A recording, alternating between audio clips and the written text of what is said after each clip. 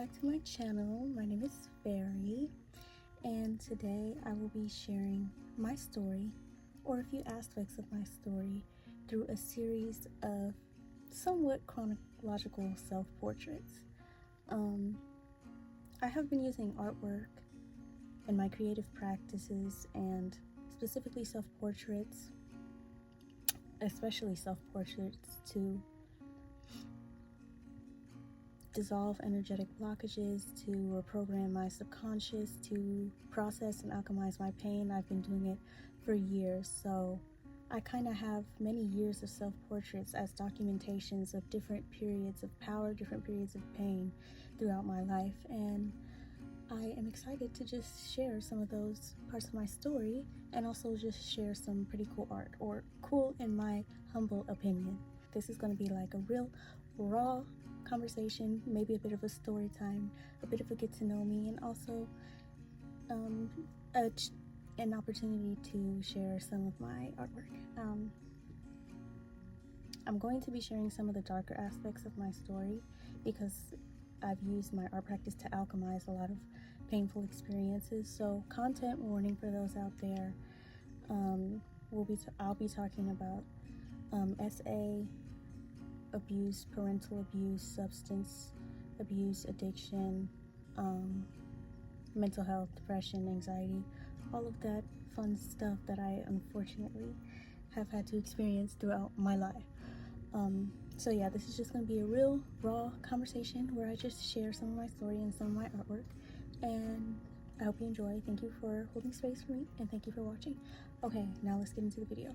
I'm going to be starting with some pieces I made in high school, senior year of high school, because I think that's when my self-portrait practice really began to start. They're not that good, so we're not going to focus on them for too long. Not too much on me, okay? I'm actually a very talented artist, but we all start somewhere, okay? So I'm going to start with that. So in my senior year of high school, I went through a lot in high school. I felt very out of place. It was hard for me to relate to a lot of my friends because a lot of my friends were more like wealthy and more privileged than me. I remember I didn't travel at all in high school. I didn't get to go on any vacations or any of that, and my home life was just very challenging. Like, I went through a lot of isolating challenges in high school, and then I was just expected to be a regular student, and teachers were like giving me crap for not coming to class or not paying attention or being sat in class, when I was actually dealing with a lot at home. I was dealing with abuse and neglect at home, and also for a large period of high school, maybe 2 years, my dad was fighting cancer. So I was just like dealing with so much, and I felt so out of place, and I also, because of some of the verbal abuse I was dealing with at home, I had a lot of I didn't feel good about myself. Like, I was always comparing myself to others. I felt like people didn't like me. Like, my mind was not a safe place. It was very challenging. So fast forward to senior year of high school.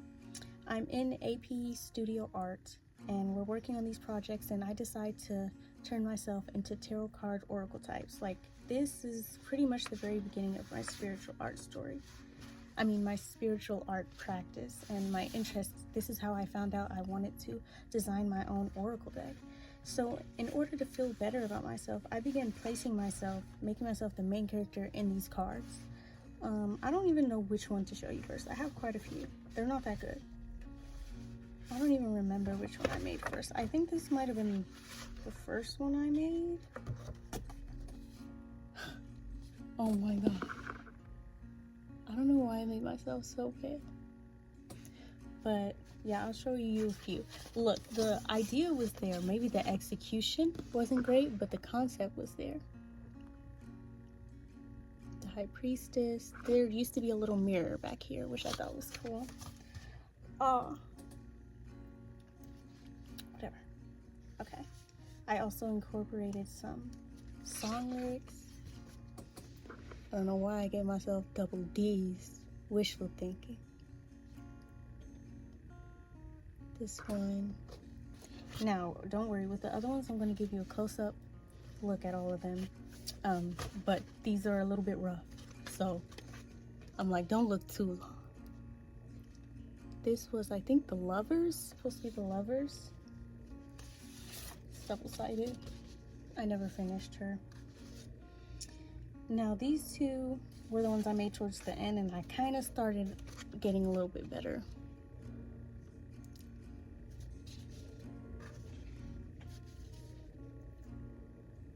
And this one is my favorite, Star. I can actually show you guys this one because I still like her. The Star. So yeah, this was the last tarot card I made during my senior year before the pandemic flipped everything on its head. But I think this was a beautiful card to end with. These pieces really helped me improve my self-concept. They made me feel less invisible. And they gave me a place to tell some of my story. I don't fully remember where my mind was at this time, but it just helped me express myself, and it made me feel better about myself, and made me feel like a character, and made me feel powerful. And this is a beautiful card to end on, because senior year was one of the easier years of high school, one of my favorite years. And the Star, if you don't know, it represents hope. It's the card right after the Tower, right after everything falls apart.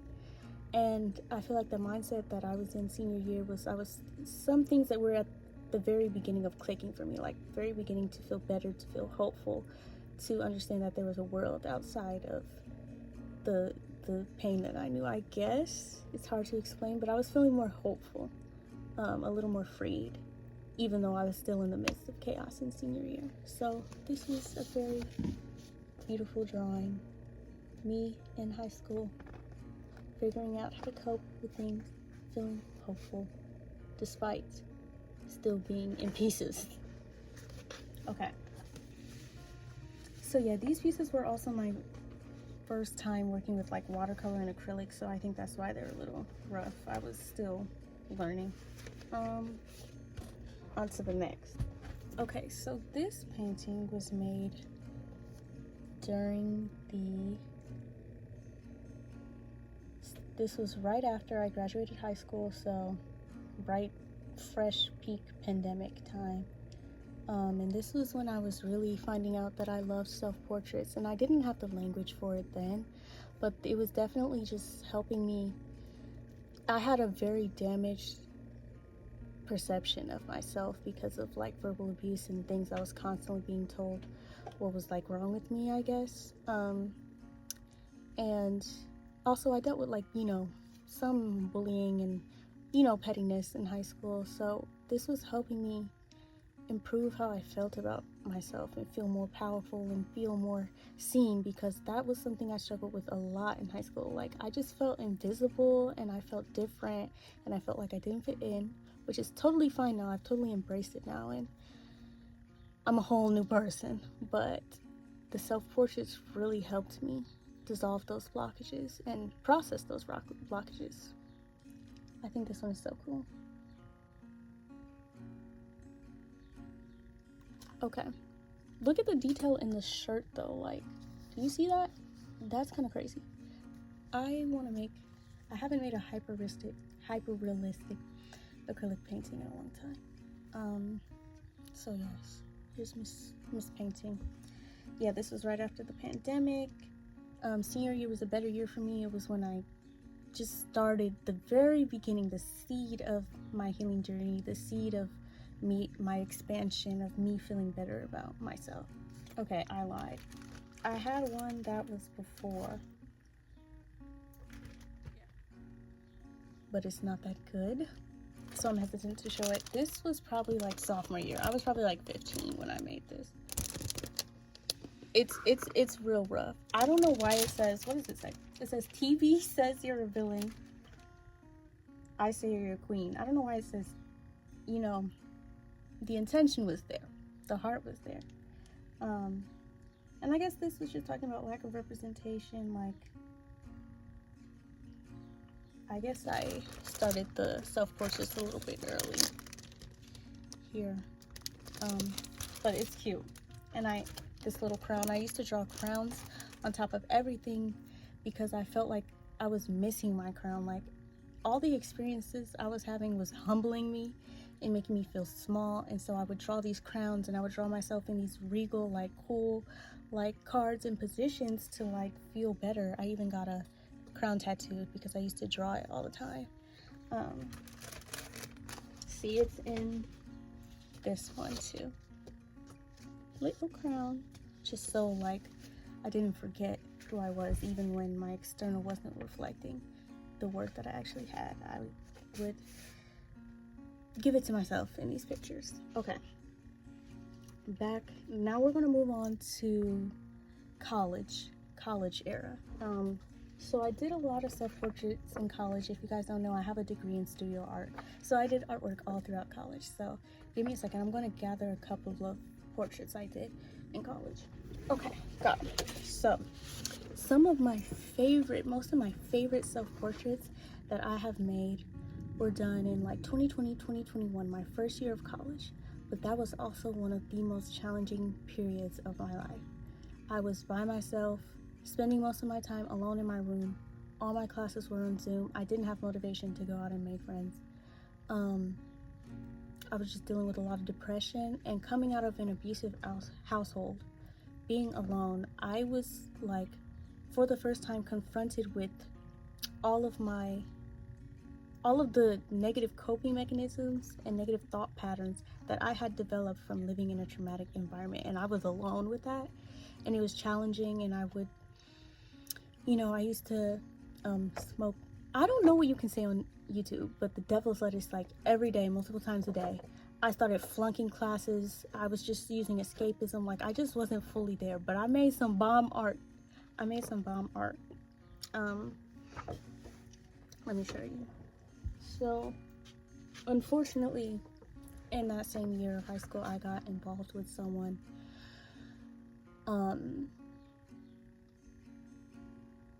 who ended up, I don't even know how to say this. Let me show you this piece. So I made this shortly after, I would say that I was assaulted, just because I felt coerced. And at that time, it's still hard to talk about. Like, it feels like it was kind of my fault, because I had trouble just saying no. Like, I think it's hard to remember. I might have like redirected, but I don't know if I really said no. But I was obviously very uncomfortable, and I felt coerced, and I was getting the silent treatment, and I ended up just giving in. It was a challenging experience. Content warning, sorry to get dark, but this video is real. Like, I'm just gonna tell the truth, okay? I'm not sugarcoating or diluting my story. This is what it is, okay? So I made a lot of self-portraits around that. I think this eye, there's like an eyeball here in my throat. I think that had to do with my trouble speaking up. And I have this phone. This was a phone. This is made off of a mirror selfie. And I think this has to do with like self-image kind of, and comparing myself to people online, and just feeling too looked at and too invisible at the same time. So this is a meaningful piece to me. This was in 2020. Okay. So yeah, I made a lot of self-portraits at that time. I have this one. You guys, I think, have seen this one before. And when I made this, I remember it so clearly. It was one of those nights I was just up randomly late at night and just decided to do artwork, and I just had to get something out. This was shortly after the assault too, and I think it has to do with confusion and just sadness. I have a lot of blue self-portraits representing like me just feeling, I felt so identified with my sadness and my pain. Like, I felt like it was my personality. It was a part of who I was, and I couldn't be separate from it. It was very challenging. So yeah, this was like mental health in the gutter, but the artwork, top tier. What else? I also made this one. I hope you guys can see. in a similar time period. I made all of these in similar time periods. So I made this for a class, and the prompt for the class was, I'm trying to get myself and the artwork in the frame. The prompt for the class was to pick a song and to illustrate how it made you feel. So the song I picked was Waiting by Jhené Aiko. You know what I'm talking about, okay? I loved that song. So this came from that, but I think it also has to do with just feeling lost and just waiting on what, I don't know, someone to come save me, waiting to be saved, waiting for something to change is how I felt. It's also not finished. You see, like, my hair isn't completely drawn in, the towels aren't completely drawn in. Like, I like the feeling of it being like incomplete, just feeling like there are pieces missing, feeling incomplete. I draw a lot of white eyes. It's in the last one too, and I think for me this represents like a feeling of a state of blindness and or a state of not being fooled by visuals, by optics, by your eyes, using your intuition, using a deeper level of seeing.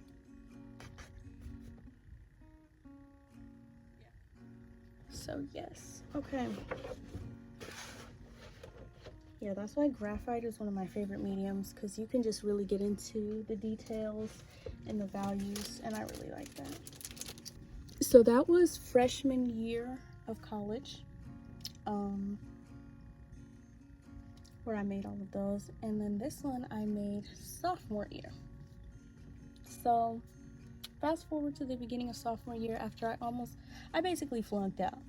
Like, I don't know how many, I maybe passed 2 classes, if that, my first year of college. But then I did flunk out. I just dropped out the second semester and started trying to work and pay rent.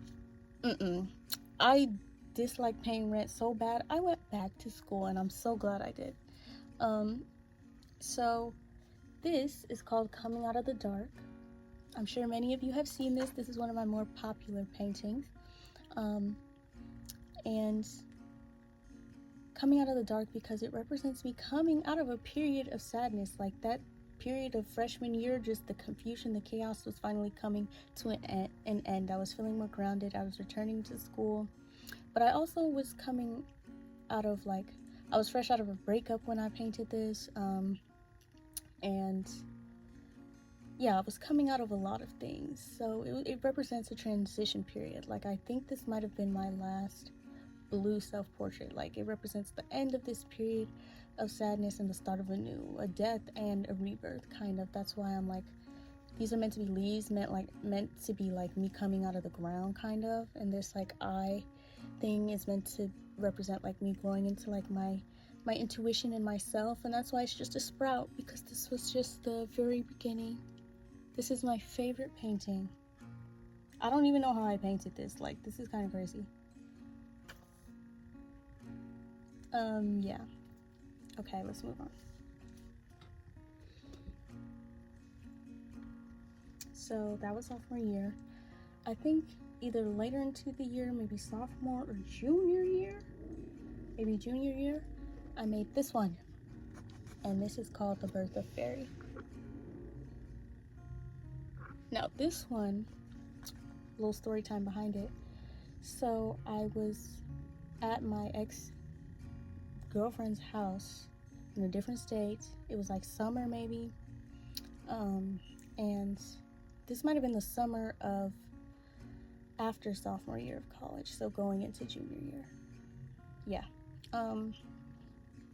And we were on a trip. If you know, you know. I'll put a little emoji. I don't know what I can say on here. And she had this like mirror on her floor, and I looked into the mirror all of a sudden, and I saw this, and it just clicked for me. And that's where my whole persona came up of FAERIE, and FAERIE is my stage name. I even have wings tattooed on my back, but this was like the birth of my entire persona, hence the name, The Birth of FAERIE. And to me, this represents, FAERIE represents my highest self, my higher self. My higher self especially in this photo, she's a little more abrasive, sets more boundaries, is less of a people pleaser. Like, she looks like if she opened her mouth, she'd have fangs, and she just kind of owns the dark parts of her story, hence the, like, you know, kind of winter-esque wings, and I just thought it was so cool. But she also gives, like, it's giving, like, embracing dark feminine, divine feminine energy. Yeah, that's what this one represents. This one, I think, yeah, you guys have seen before too in my other video about how I use self-portraits to reprogram my subconscious. But I say this one is like a powerful glamour. Like, it really just helped me feel like sexy and like powerful and beautiful, and, you know, a little more dominant, a little more decisive, easier to set boundaries was the energy I was trying to tap into, which is not something I tap into naturally. Like, I'm definitely naturally a little more reserved, more shy, more quiet, and this portrait just helped me embrace another side of me, embrace that duality and polarity. Okay, moving on to the next. So senior year of college, I was coming out of like my first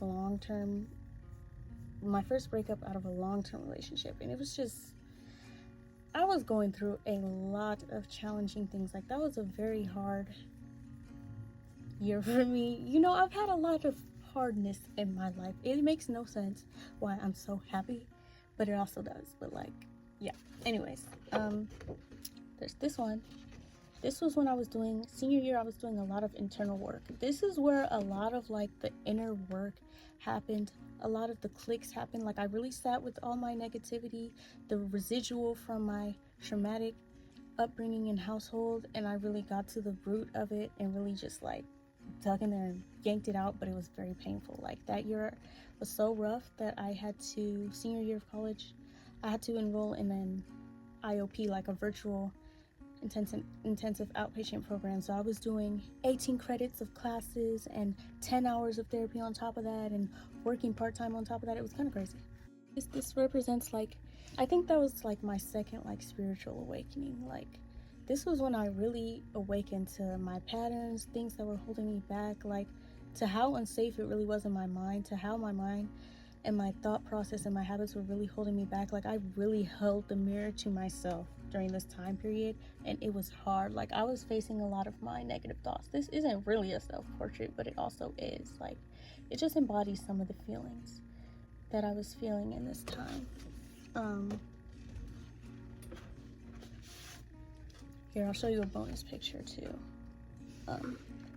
This was from, I'm hopping around, but this was from 2020, like shortly after the assault. And this is the accurate representation of how I felt. Like, what is a body? So yeah, what else? So yeah, that was a long period of, it stretched into the summer, into graduation. I wasn't even happy at my freaking college graduation because I was so in my head. Here's another one. This one was from this summer. And something finally clicked, like even just a few months ago, that like, I don't know, all of the self-help videos and the therapy and the IOP, and finally clicked into my subconscious after, you know, reprogramming and relearning and reparenting. So yes, I think I'm all over the place. Let's rewind. I ended up selling this piece, both of these pieces, but in senior year for my senior thesis, I made a self-portrait, and it had to do with, I was dealing with some things in senior year that had to do with my dental health, because basically my mom didn't take me to the dentist. She didn't do what she was supposed to do, and I ended up having some severe dental issues in my junior year. I did my senior thesis a year early because of some things that was going on with my school, like a merger was going on.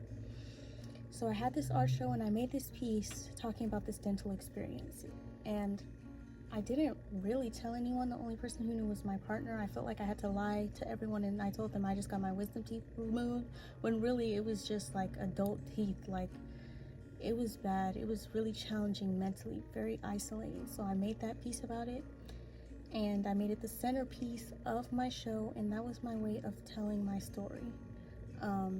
And that was also my way of unpacking and processing that situation. It has my childhood home above my head, and it's called Overgrowth, and it talks about letting things get out of hand, which I think represents a lot of my upbringing, letting habits get out of hand, letting the house get out of hand, just with cleanliness, like, and that's why my hair is long. It represents like not maintaining something, like none of my dead ends getting cut off, and just holding on to all of the energy of everything, if that makes any sense. So yeah, that's what that piece is about. And I ended up selling that and one other that is also just about like my internal landscape, my mindset. And yeah, I sold those two pieces for $444, and I'm sad about it, which is why I don't sell originals anymore, just prints. Yeah, okay. Made this, what the hell was it? The summer before senior year. This is a little marble. I made this while I was in Ireland. And insert a video, I actually made a matching door. It was pretty cool. This was from my installation in Ireland. That was also a challenging time because it was the beginning of like a long spiritual journey of just unpacking my negative thoughts and negative limiting beliefs and patterns. And I also had a like breakup in the horizon that I could sense. I was in Ireland for a month. I was not the only black person, the only full black person, the only one as dark as I was, the only one with braids. And I was feeling that, especially in Ireland in some places. Even though I would say Irish people are the least racist of the Europeans, it was still, the microaggressions were really getting to me after a month long, and it was affecting my self-esteem too. Just dealing with that. So that self-portrait was just kind of helping me remember my wings and trying to deal with my sadness and make something beautiful out of my sadness. Okay. Finally, the most recent self-portrait I made was for senior year. I think I called it the Alchemist Phase 1. It is huge. I think it's like 5 by 3 foot. I'll insert a picture. It has quotes in my braids. I don't exactly remember what I wrote because it's been a year since I graduated, but that one's pretty cool. And it has different objects with different memories from throughout the years. And it has different quotes from things I learned through that spiritual period of, you know, reflection and getting to the bottom of my pain and deprogramming, reparenting, and just uprooting all that negativity. So it has quotes from books like No Mud, No Lotus, but yeah, that is everything. Thank you so much for watching this video. I hope you enjoyed getting to know me a little bit. Those are some aspects of my story, and that is some of my artwork. Yeah, let me know if any of you related to any of these challenges. Let me know if any portrait was your favorite, or if anything really resonated with you, or sparked something in you. Thank you for holding space for me and my story and my artwork. You are loved and appreciated. Okay, bye.